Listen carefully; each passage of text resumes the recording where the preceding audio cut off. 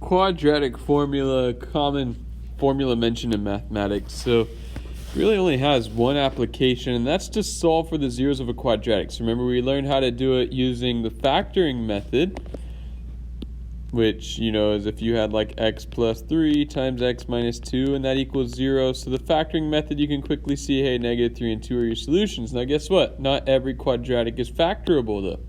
So that's when we resort to the quadratic formula. And here it is. You just got to make sure a is next to x squared, b is the one next to x, and c is the constant. As long as you do that, everything should run in place and be fine. So let's take a look at this first example. So you'll see the way they arrange the terms, we're going to have to reorder it. The other thing you need to check is, does this equal 0? This only works to solve for the zeros. In other words, the x-intercepts. So this is a quick way to find the x-intercepts on a graph.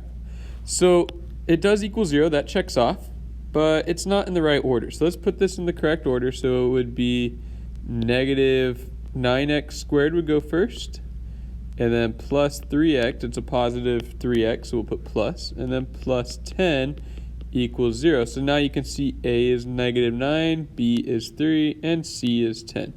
So what is the quadratic formula? Well, it's negative b plus or minus the square root of b squared minus 4ac all over 2a.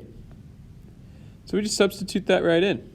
So we're going to get negative 3 is b plus or minus the square root of 3 squared minus 4 times negative 9 times 10 all over 2 times negative 9.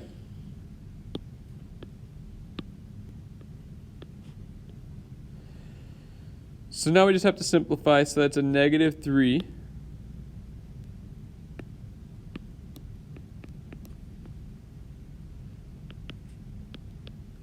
plus or minus the square root of 9, and then negative 4 times negative 9 is a positive 36 times 10 is a positive 360.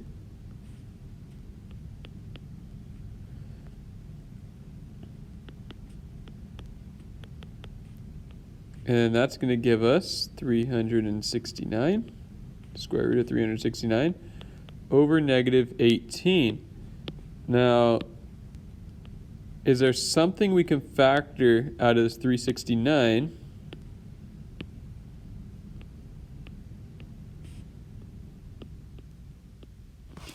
so that we can actually take the square root of that number? Because if you look over here, there's no answers that have square root of 369, so we're kind of stuck. Now I know that this is divisible by 3, but I think we can take 2 3s from it. So let me try dividing it by 9. 369 divided by 9 is going to be 41. So 41 times 9, and you can double check it, but 41 times 9 would give you 369. And then 41 is prime. There's no two numbers that multiply to 41. So that's actually it. So let me rewrite this. Negative 3 plus or minus the square root of 41 times 9. Or let me do 9 times 41.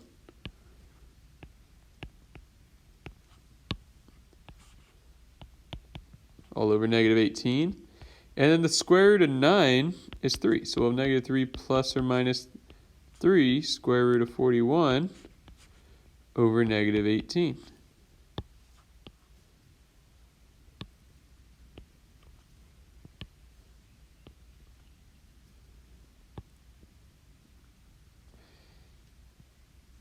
So, can we divide all three of these by 3? If you can divide all three of these numbers by a certain number, you do it. So 3 divided by 3 is 1. So that leaves a negative 1 plus or minus 1 square root of 41, which you wouldn't put that 1 there, over negative 18 is going to be divisible by 3 is 6. So let's see if that's an option. Actually, I'm looking at it right here. So that would be D. And that's how the quadratic formula works. That's about as difficult as they get, dealing with the simplifying the square root. And that's how you do it. You try to factor it out, see if there's a number that is square rootable, and then square root it like we did here to get that 9 to become a 3. Square root of 9 becomes a 3. What about this one? So this one's out of order, but it also doesn't equal 0. So let me get this one started.